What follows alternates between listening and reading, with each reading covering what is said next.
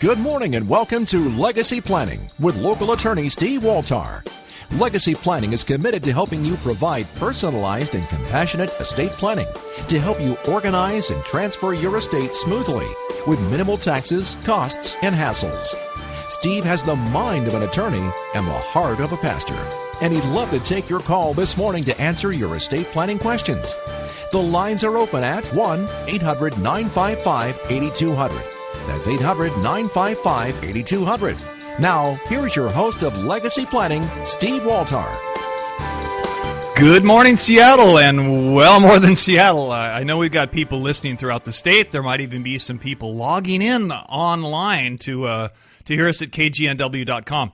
It's a gorgeous day. I've got the blinders down here to not be blinding myself. I'm excited to talk today because I just did a seminar week. I get wound up during sweep weeks. I get to talk to a lot of people and help them and motivate them. Also, I've got my parents that are on the line. I'm going to introduce them in a bit. Oh, they're right here. Yeah. And so I'm going to have them calling from Eastern Washington. They're not far from Blewett Pass. So I'm glad we're on a landline and we figured that thing out. And also in the studio with me today is my youngest daughter, Shelly. Why don't you at least say hello, Shelly? Hello.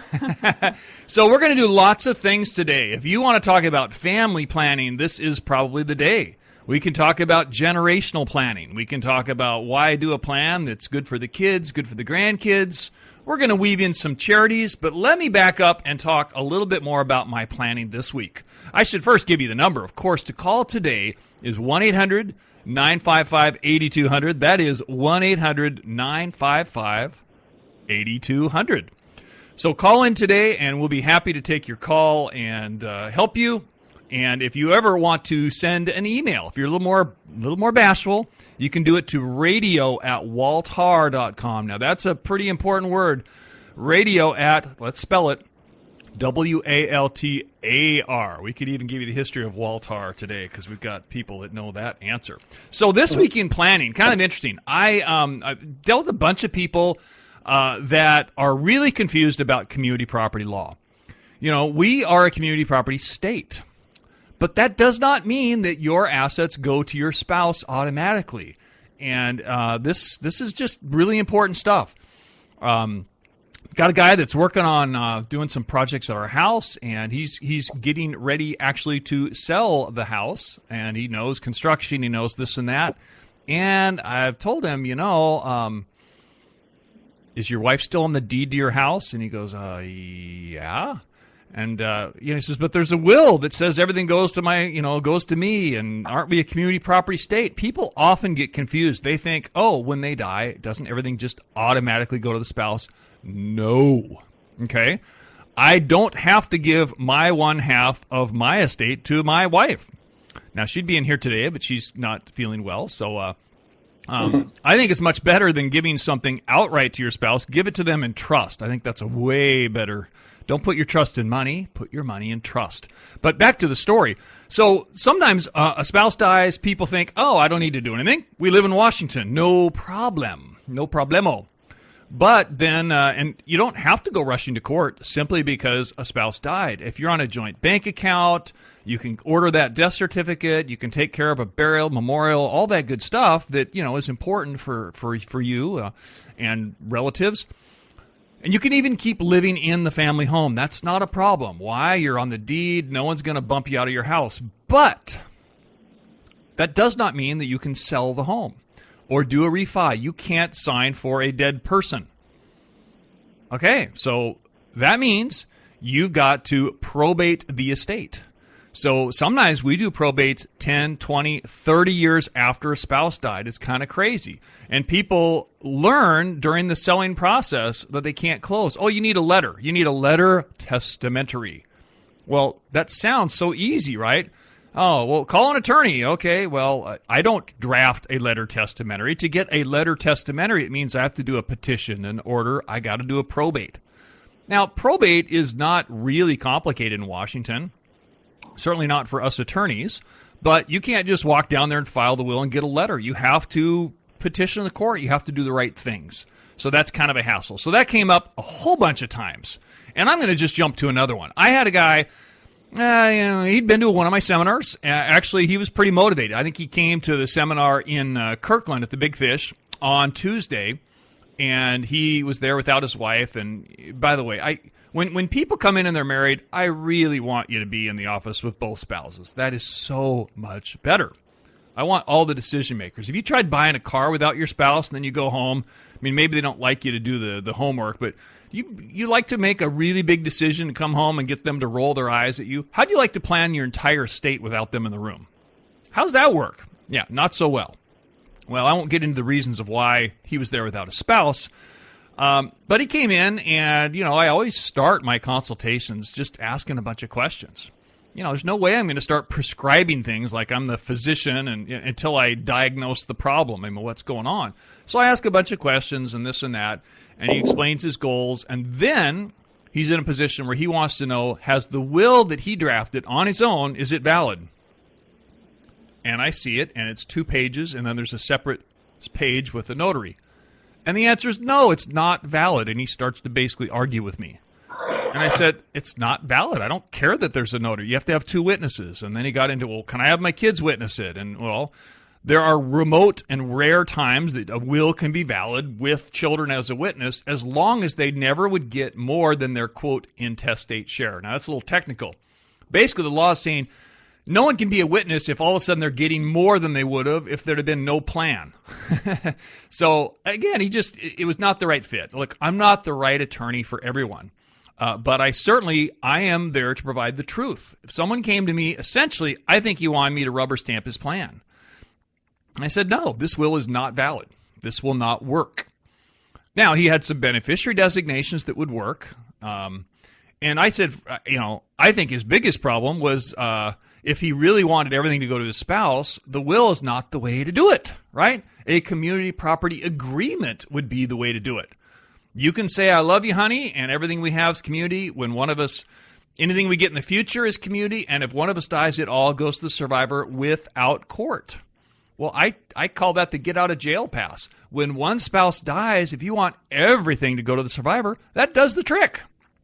It's very simple, very easy, very not very much cost at all. That would have worked in the situation I led off with, where, a spouse died, they have a simple I love you, honey, will. An I love you, honey, will, all to spouse, doesn't avoid court, but a community property agreement can.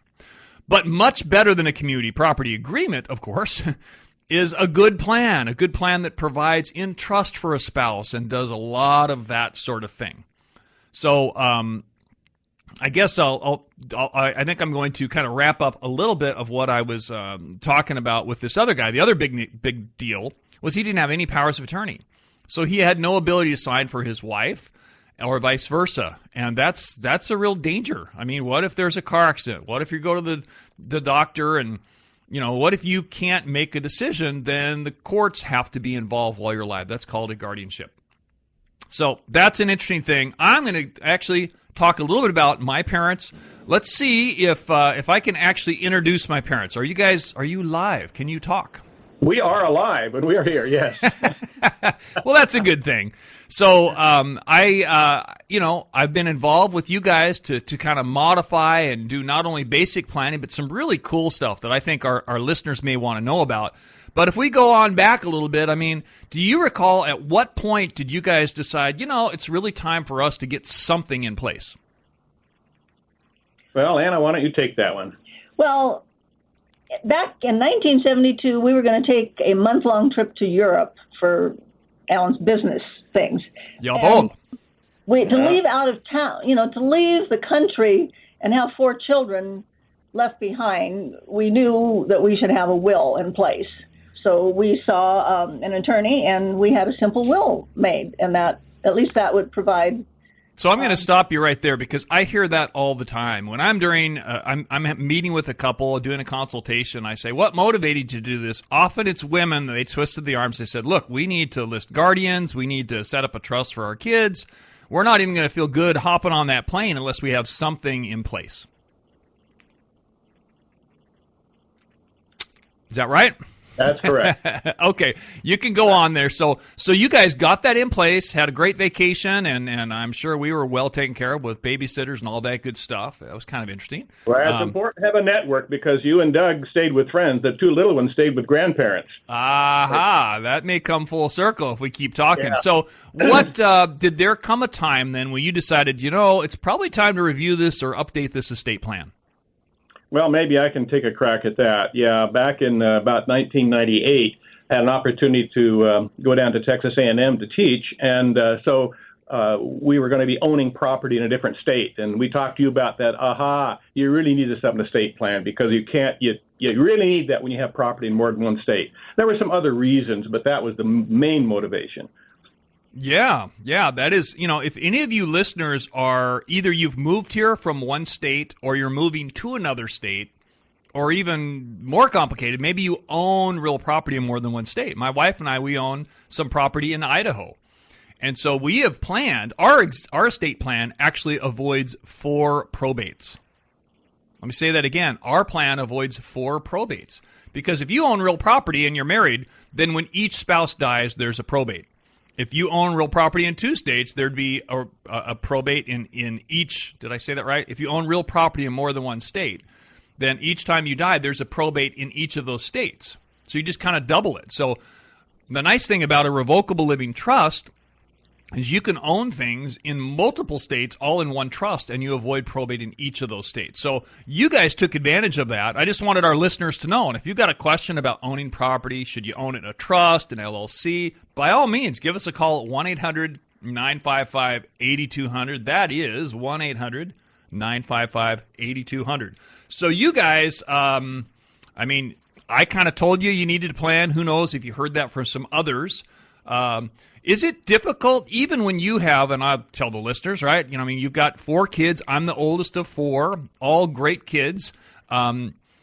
Even with an estate planning attorney as a son, was it hard for you guys to choose, who would be your backup power of attorney or who would be your successor trustee? Was that kind of a hard thing to come up with? No, I don't think so. No, we feel very fortunate that we're really good friends with all of our kids and our grandkids. And I know that's not the case in many, many families, but it was that was not easy. We trust everybody. So, we had you be our power of attorney, but it came to health care. Excuse me, we thought, well, our second son, Doug, you could do that. It was really not a problem.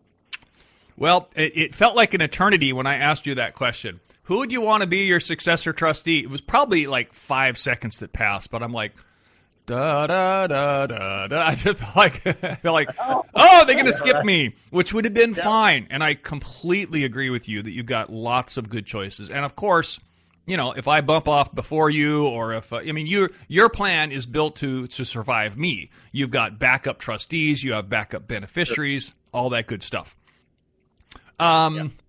What else do we want to introduce before the break? I think I'll tease a few things here.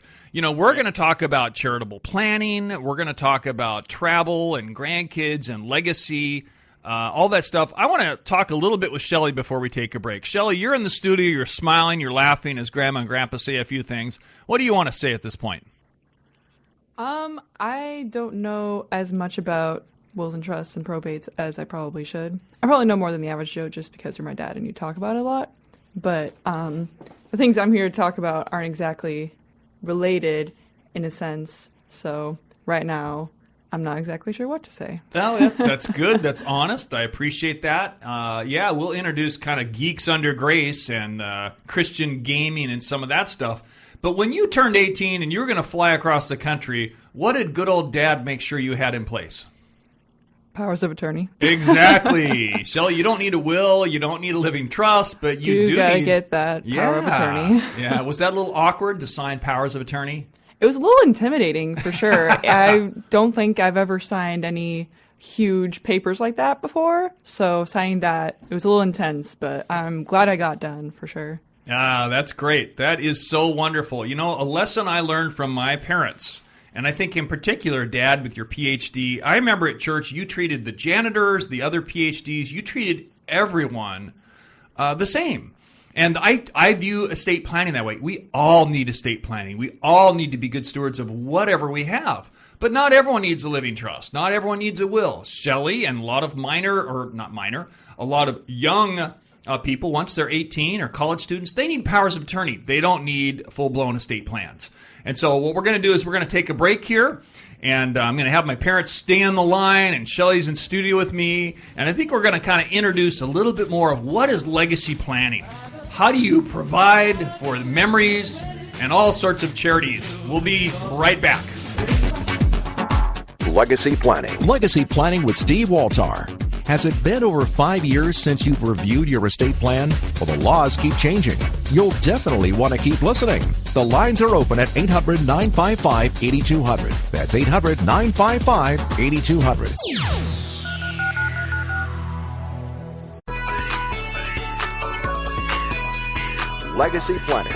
Live and local. This is Legacy Planning with Steve Waltar.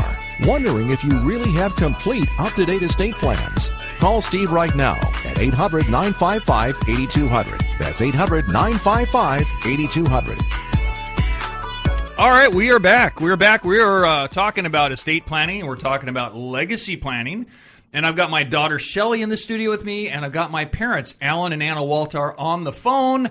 And they were talking before the break about, look, when they were going to go on a big overseas trip, they decided it was time to do some estate planning. If you're out there and you're wondering when's a good time, well, it's almost always a good time. But probably don't call me on Thursday saying you're hopping on the plane the next day. Give me a couple of weeks to be able to design your will, your trust, your estate plan. But that was, that's a really important time to do planning. And then I think chronologically, when they moved out of state, they decided, my gosh, we better have a beefy enough, strong enough plan that it'll survive owning real property in more than one state. And so they did a living trust, a revocable living trust that has lots of protections that if they're comfortable, we can talk about more of those things. But now that we're after the break here, I wanted to talk a little bit about kind of some of the growing charitable bones that you guys have, Mom and Dad. You've been so involved in the church and light opera and so many things. Why don't you tell our listeners a little bit about some of your charitable things and buying property and the forming of a nonprofit, some of your charitable bones? Well, I think the first thing in buying property is we were looking for a space that where we could have a center where youth and families could come. We had been high school advisors with a youth group and saw that it was kind of difficult to find places. So we looked and we found property in central Washington near Leavenworth. And this is back in 1980, and we bought a large parcel of 47 acres with the idea that we would eventually have a retreat center here. And that becomes a long story, but... Well, yeah, and Steve, you know the story. A lot of people have this fantasy of, golly, would it be neat to have a nice cabin up with a stream and a lake and the whole thing? And I think a lot of people feel that way, and we actually found something we couldn't believe we could actually purchase, the middle of a stream that we actually drank out of for a while. Right. But it was a bit more than we could handle. When we talked to our financial advisor, no, you can't do that. Well, we went ahead and did it anyway, and as you recall vividly, Steve, when you came home from Princeton on a $85 ticket or something, one spring, and the knock on the door with the foreclosure notice. Now, that was a tough time. It was right. Let's be clear. I didn't serve you with the foreclosure notice. I was surprising you, and yes, I think I arrived, and there was a little tension in the family at that point. That's about it's a great story. It ended because it ended up that we were able to repurchase the property for less than we paid for it. We convinced the timber company that we were the best buyers. They forgave us an enormous amount of interest. The first 7 lots sold and on contract, and we were able to sell the contract, pay off the land free and clear. So we went through Good Friday and came out Resurrection Sunday. It was a good story, but anybody out there that's following a passion, it's not going to be peaches and cream all the way through. There's going to be some rough knocks. But life is not always smooth, and Dad, I think you got to learn what an incredible negotiator Mom is, right? Absolutely. This shy little girl over here, boy, did she ever take on? I felt like I had to help the other guy on the other side of the fence. She was no. It was really a God thing. It was. We had people praying about this. We'd had church camp had been held up here for a couple of 2 or 3 years, and the people in the church began praying with us for this vision and dream of this retreat center. And so we just felt like God turned it around, but his plan was different than ours, and it became a group thing, not just the two of us, but other friends joined in and became a nonprofit and then a charitable organization. So God Right. had a plan. Yeah, so this morning, in a book, Jesus Calling, which is a devotional I was reading, today's one, it was Make Friends with Problems in Your Life. Though many things feel random and wrong, remember, I am sovereign over everything. It's like it's God or Jesus talking to us. I can fit everything into a pattern for good, but only to the extent you trust me. Every problem can teach you something, transforming you little by little into the masterpiece I created you. The best way to befriend your problems is to thank me for them. And you guys have modeled that. You've modeled so many ways of dealing with hardship without being bitter, with having a good attitude, with finding a way through. And I think of some of the people and the water issues and dealing with homeowners. And I also think about what the fires recently, and you had to be evacuated. So, I've been amazed that you guys don't get bitter. You face problems. You trust God. You power forward. I want to thank you for modeling that for me. I'd like to model that better. And my daughter here will probably admit I am nowhere near as good as you guys at modeling that sort of thing. So thank you. Thank you. We'll come back to charitable stuff. But the other thing that I think you guys have done really, really well is you have captured not only a great estate plan, but you guys have captured pictures and memories and travels, and that is something I think a lot of people don't do. When I talk at my seminars, I say, look, legacy estate planning is not only having good estate planning documents, but it's passing on the memories and the attitudes and values to the next generation or two. Any thoughts about how you guys have been able to do that so well? Well, we've been challenged in the last few years. I keep telling Dad that he needs to write stories, because he's a good storyteller, and we enjoy listening to them. And then I also joined a writing class that we just weekly go and just write, one story at a time about some family event, some travel, something that we want to share with maybe our grandkids that don't know that part of our lives. And there's stories about when our children were growing up that are just fun to remember. So we think just capturing this and whether it'll end up being into a book form, and maybe it's just a little notebook that has various chapters of the various years of our lives. So, well, the mom is really into genealogy, and I think part of the frustration is she can find the people in the tree, but we don't know anything about them. How marvelous it would be to even just have a few tidbits. So I think that's part of the motivation that for us to kind of write some of these stories down, so subsequent generations, we'll know where we fouled up. How's that? Yeah, no, that's a good point. And one of the things that I tell people at seminars is we've got a booklet, My Legacy, My Own Life Story in My Own Words. And it starts with kind of the family tree, which is great. But I've showed you this, and you guys have it as part of your portfolio. It's not just, where you were born and who selected your name and place of birth, but it's, it's a little bit about growing up and what your parents are like and how they voted and memories you have. This is really a nice tool. This is something we give to our clients, but I think it'd be great if a listener is interested in a My Legacy workbook, we can email you that. So if you would email us, radio@waltar.com. radio@waltar.com. That's WALTAR.com. Ask for the My Legacy booklet. We'd be happy to email that to you.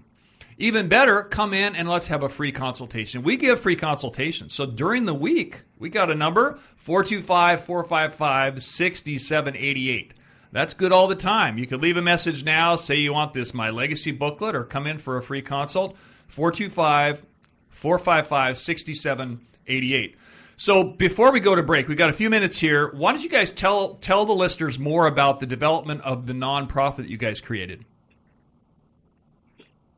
Well, the idea of Anna mentioned the 47 acres. That was far more than we needed, but really the 15 acres is right along the bank of Ingalls Creek. A lot of the listeners may have heard of Icicle Creek, which goes right into Leavenworth. It drains the north face of Mount Stewart. Ingalls Creek drains the southern face. And it's a beautiful stream, not quite as big, but very clear. any event, we donated over a period of time 15 acres to the retreat center.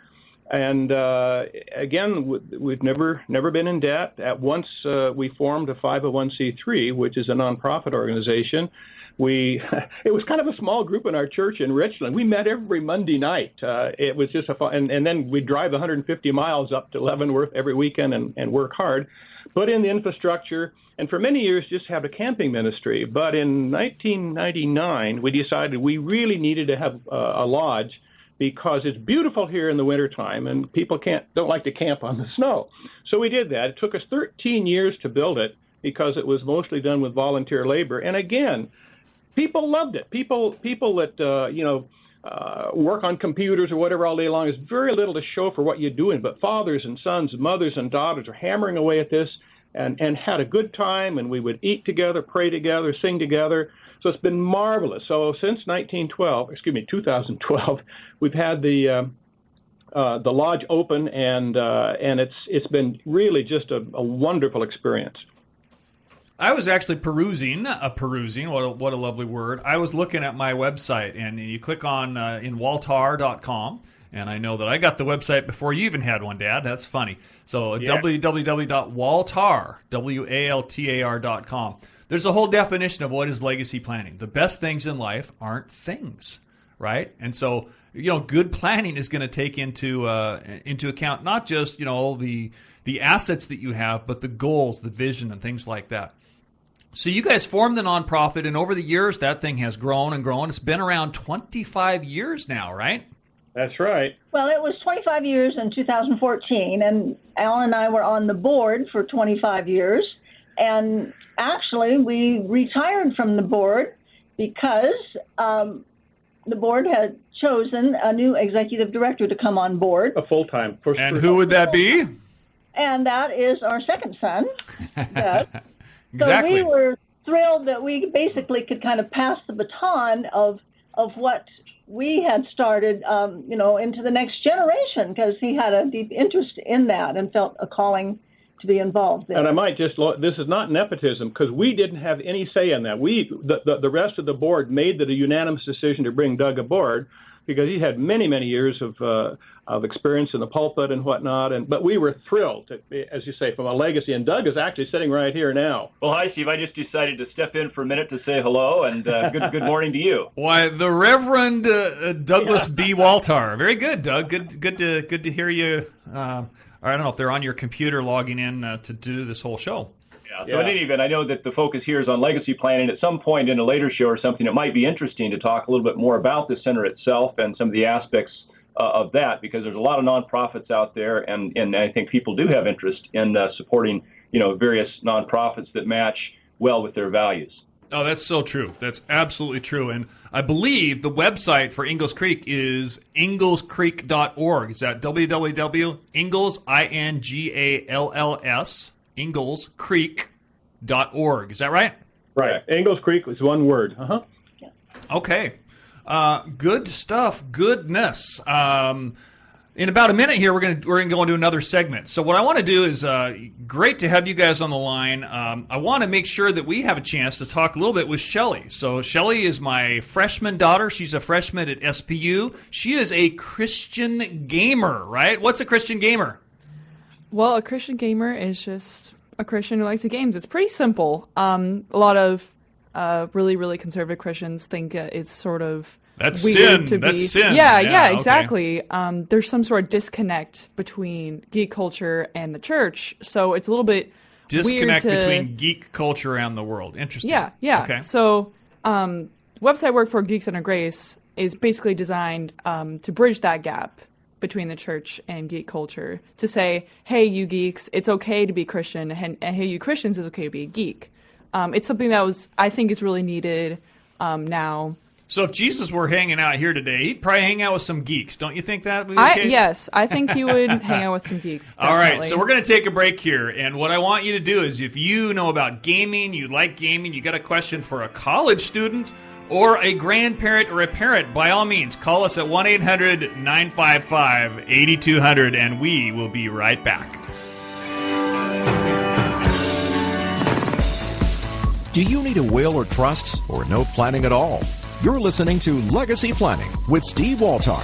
Join in the conversation at 800-955-8200. That's 800-955-8200. Legacy Planning. You're listening to Legacy Planning with Steve Waltar. Join in the conversation now at 800-955-8200. That's 800-955-8200. We are back. We're back on a nice day in Seattle. We are live in studio here, and I have in studio with me my daughter, my youngest daughter. I have two daughters. One is still out on the water rowing this morning for UW, and the other daughter is Shelly. She's here in studio with me. And you are a bit famous as a podcaster, webcaster, and you've been really involved in a group called Geeks Under Grace. So we were just talking about that before the break. Why don't you tell the listeners a little bit more about Geeks Under Grace, and then let's get into what are some of these games you play? Yeah, okay, sure. So, again, Geeks Under Grace is a website, though you can find us on Facebook, Twitter, all that social media. But, our focus is to bridge that gap between the church and geek culture. So on our website, we have lots of articles about different things. We have, gaming articles, cosplay articles, comic articles, anything sort of geeky. Then we also have Christian articles about that's anything cool. that's Christian. What is the website? Let's give that out. Geeksundergrace.com, all one word. Geeksundergrace.com. Yeah. So how to bridge the gap between pop culture and our worldview, kind of the Christian worldview. Yeah, exactly. And then there are also articles that try to find God in gaming or God in comics and trying to really connect it. That's something I really like. I love trying to look at something that most people wouldn't see or think about God and trying to find God through it. Oh, I like that. And actually, there's so many movies now that, the whole Tolkien trilogy, it's good and evil, and there's God elements, and it's allegory. It's not a perfect match. Of course, the Narnia Chronicles and stuff like that. So finding God in gaming. What are some of the actual games that you actually play? Some of the games that I play, I like to play lots of RPG games. That's role-playing games. Role-playing, okay. You're an avatar, or you're some character, and you basically, tackle the world? Basically. And you I like beat up to play... the bad guys? Yeah, beat up all the bad guys. I'll play MMORPGs, which are basically online role-playing games. I actually got this game the other day called Black Desert Online, and it's really cool. Obviously, you pick your class. In most games, like RPGs, you'll also be able to pick your race, but the way Black Desert Online works, you just pick a class. And I've been really enjoying it so far. The combat's really smooth, and you could just play with people online. You could friend people, so you can play with them in your party. You can create guilds. It's really cool. Besides that, I play lots of Nintendo games, like on the Wii U, 3DS, anything before that, GameCube. So how common is gaming? You're in college. How many of the kids there, do gaming either on their phones, on their computers, on, something more sophisticated? I'd say it's very common. And I know sometimes I'll go to the guys' floors and I'll just start playing Super Smash Bros. With them. And a lot of them don't even consider themselves gamers, but they'll just keep playing Super Smash Bros. Because it's fun and anyone can just pick it up and play. So it's definitely becoming a lot more common. Now, I think as a parent, sometimes we are concerned that this is isolating, it's all controlling. Pretty soon kids are up all night, they're not sleeping, they're not going to classes. Anything can become an idol, right? It can become all-consuming. Yeah. Is there anything that addresses that on the website there? Yeah, I think there definitely is. I can't name an article right off the top of my head, but there definitely is a very fine balance between enjoying gaming and enjoying anything sort of geeky, while trying to not sort of consider it as an idol. You got to put God first. So I can't help with this, but if you're a geek, feel free to give us a call. Yeah, sure. We're all a bit geeky in life, so we are live. It's 1-800-955-8200. 1-800-955-8200. If you got a question about estate planning or Christian gaming, or if you ever feel like you've made a mistake or ever been a geek in life, isn't that all of us? Feel free to give us a call. Yeah, totally. So, Shelley, tell us a bit about webcasting. Is that what it's called? Streaming. Streaming. It's pretty much. Thank you. I need help. This is pretty modern. Yeah, it's really modern. It's not really a concept that most people think about or know about. I stream through our Geeks Under Grace channel. We have different streamers every day. I'll stream every Friday. It's through a website called Twitch. That's dedicated to live broadcasting of video games. So you just play a video game, and you can broadcast it to an audience, and you can talk directly to your audience in a chat. And usually you'll have like a webcam so they can see your face. It's really cool. A lot of people think it's really stupid, really weird. Like, why would you watch someone else play a game when you could just play it yourself? Right. And I thought that way originally when I first heard about streaming. I thought, man, that's really stupid. I should just play a game. But it's less about the gaming, I figured out, and more about the connection with the audience. I love talking to my audience. I love saying, hey, how's your day going? And just seeing, they could be from all around the world. I was talking to someone from Korea the other day, and it's just, you never know. I just think it's a really cool way to connect with people, and it has been helping us connect with people, bringing people into Geeks Under Grace. We've actually witnessed to a couple of people who just walked into our stream, didn't know we were Christian, and then they say, hey, tell me about God, and then we'll just talk to them about God, and it's just really, really cool. So I know that when we're at home, Mom watches you more than I do, but I've seen it. So actually the viewer can log on to this website, and there's a screen in which they see the game, and then there's a little screen that shows you with like your headphones and a microphone, and they see you talking. Yeah. And then they can actually kind of instant message you or something where they ask you a question, or maybe do you hear their voice? I don't get to hear their voice. They could just hear mine, but I do get to see what they're asking. There's a little chat box, and it's just a live chat that anyone can type into, whether it's a question, comment, All right, so whether you're a gamer or not, if you've ever been on a video conference, go-to meeting, things like that, you're working with your financial advisor, your mortgage broker, and, they're sharing you a computer screen, and then you can still instant message them. It's kind of like that. Yeah. Yeah. There's a slight delay, so it's not exact, but you'll still be able to see what they're saying. You'll still be able to react to it just fine. So, yeah. Yeah, that's a cool thing. And actually, I remember one day you were doing a fundraiser and you were dressed in your giraffe outfit, right? Your onesie. I have a giraffe onesie, and I love it so much. And I was wearing it for our 72-hour live stream.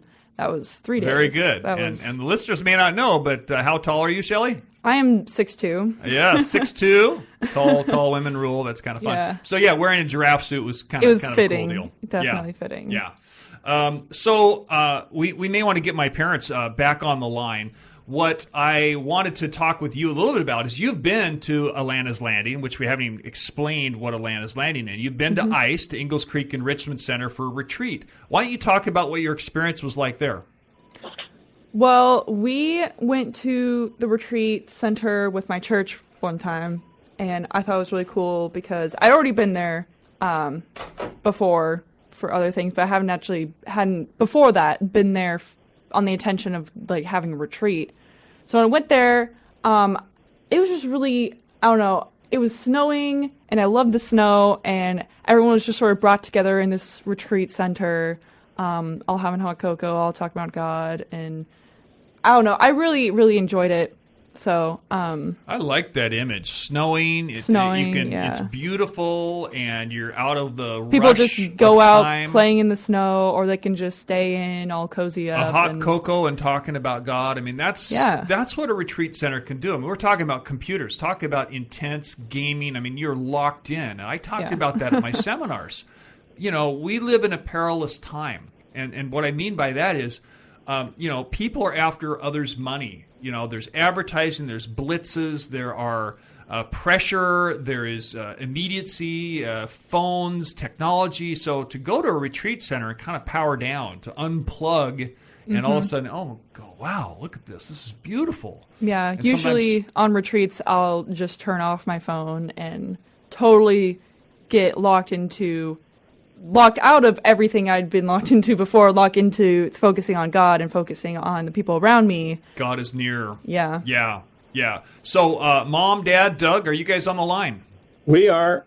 We're here. All right. So what I would like to do is maybe get a little bit of of your thoughts about how you're trying to both support a ministry and also how you're trying to provide. You've got a gorgeous residence. I won't say how big it is there, but it's just there's room for all the family and grandkids to stay in one place.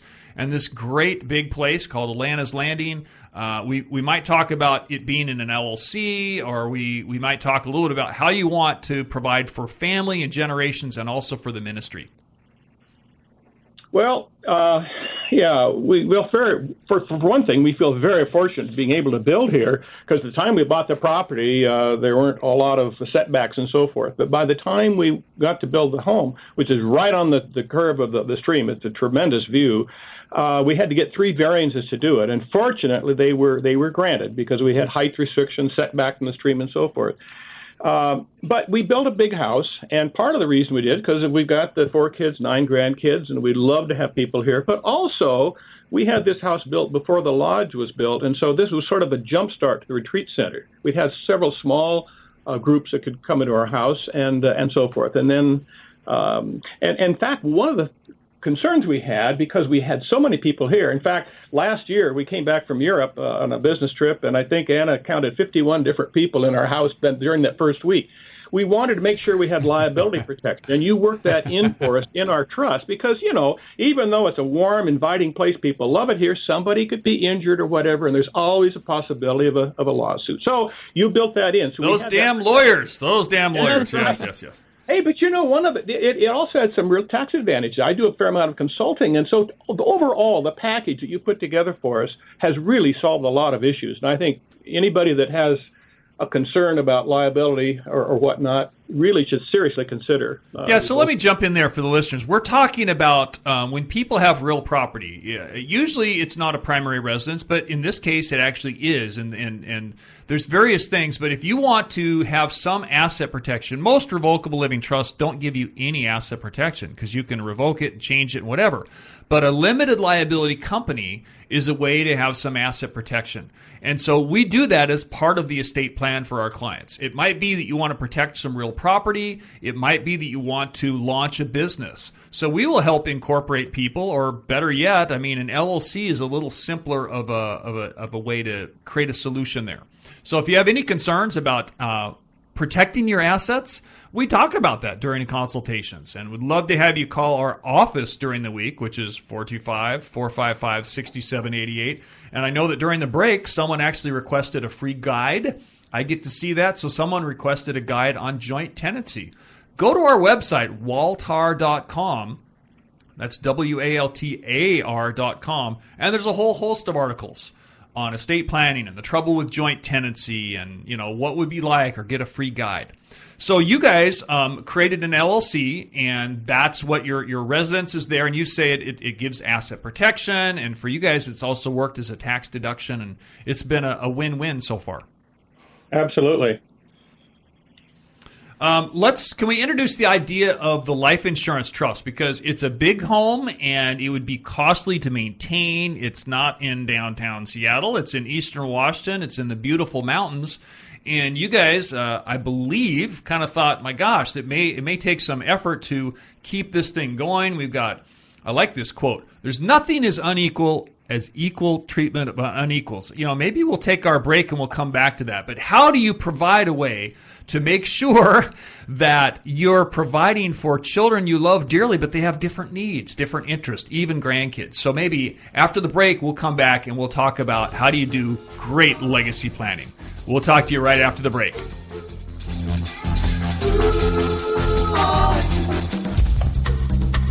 Legacy Planning. You're listening to Legacy Planning with Steve Waltar.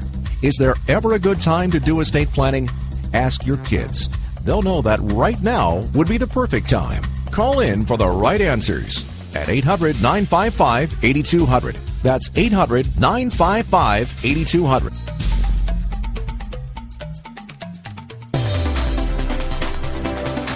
Legacy Planning. This is Legacy Planning with Steve Waltar, committed to helping you with personalized and compassionate estate planning. The lines reopen for your call at 800-955-8200. That's 800-955-8200. We're back, and I believe we got a couple more callers. Shelley told me, hey, one of her friends called up, but they knew the answer. They weren't sure they wanted to to pose a question. It might be that we got another line there that we can go back to and take that. The other thing we were talking about with my parents was my lovely quote, at least I like it, there's nothing as unequal as the equal treatment of unequals. I'll say that again. There's nothing as unequal as the equal treatment of unequals. And if you are a parent, you probably wrestle with that. You love your kids, but they have different needs. They may have different needs during lifetime. They may go to different colleges. I know about that, right? I got the SPU for one, and I got UW for the other. There's a price difference there. Different kids have different needs. And then even with adult children, my gosh, when you're dead and gone and hopefully up in heaven, how do you provide for them? Do you give less to those that have more, or is that punishing someone for being successful or lucky in life? That's a tough one. Have you guys wrestled with that a little bit, Mom and Dad?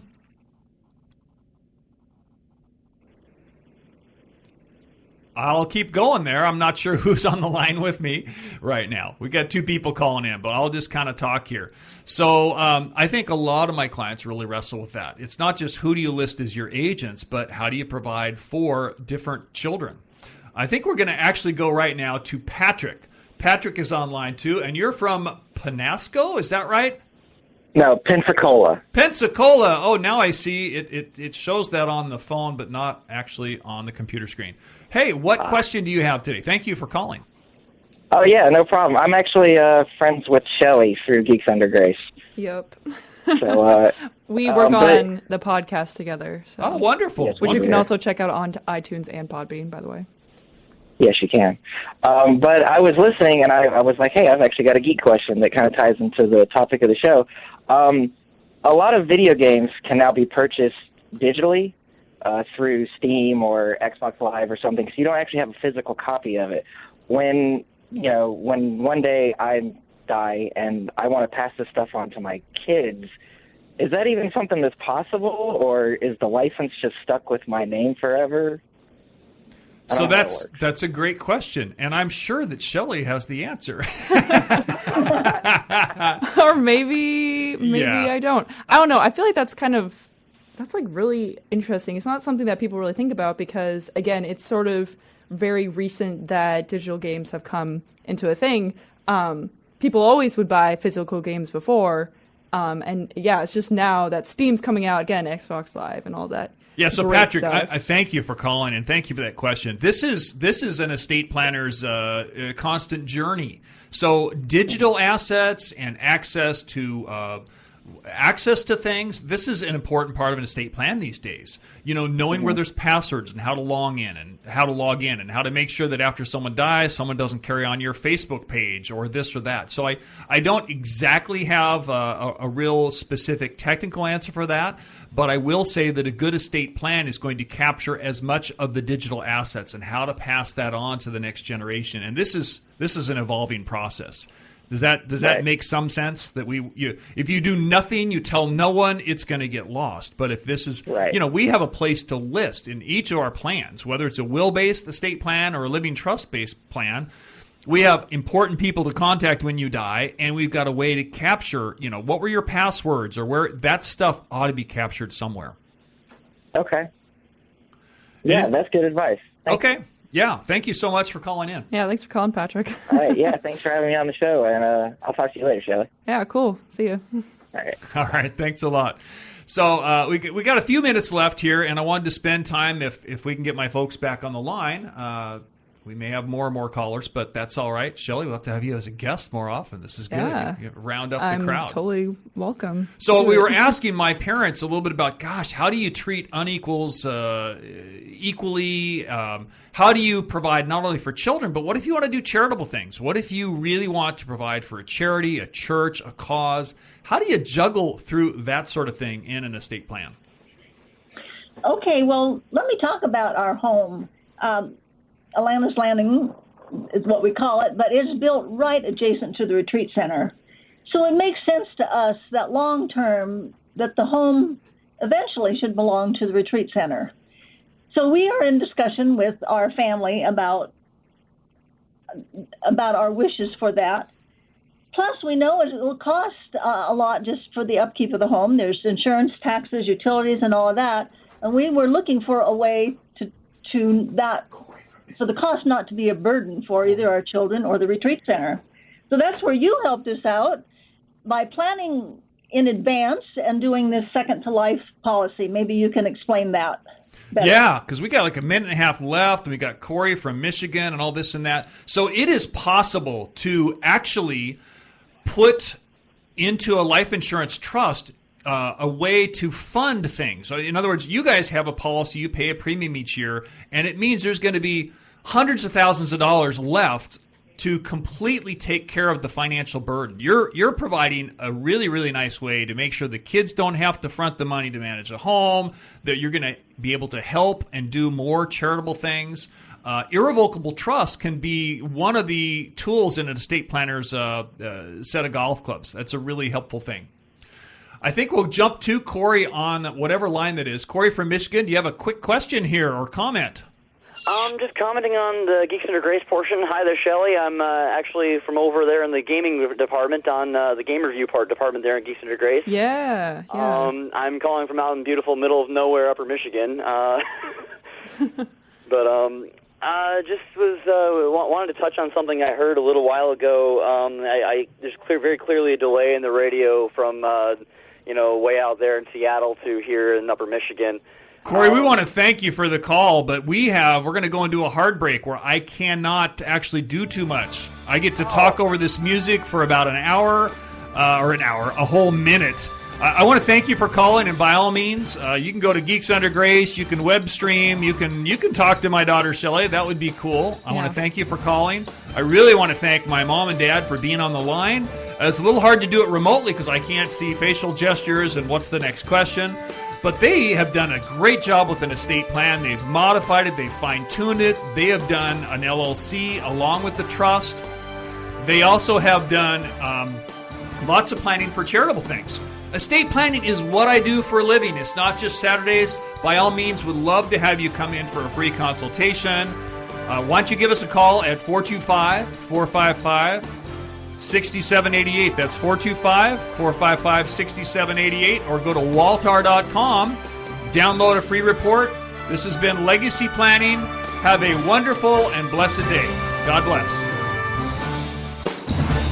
You've been listening to Legacy Planning with local attorney Steve Waltar. If you have questions about what you heard on today's show or estate planning in general, be sure to call Steve's office in Bellevue to schedule your free no-obligation consultation. Call Steve at 425-455-6788. That's 425-455-6788. And remember, you can always listen to today's or previous programs by going to waltar.com. That's WALTAR.com. Have a wonderful rest of your weekend. And be sure to join us again next Saturday morning from 8 till 9, right here on 820 AM KGNW.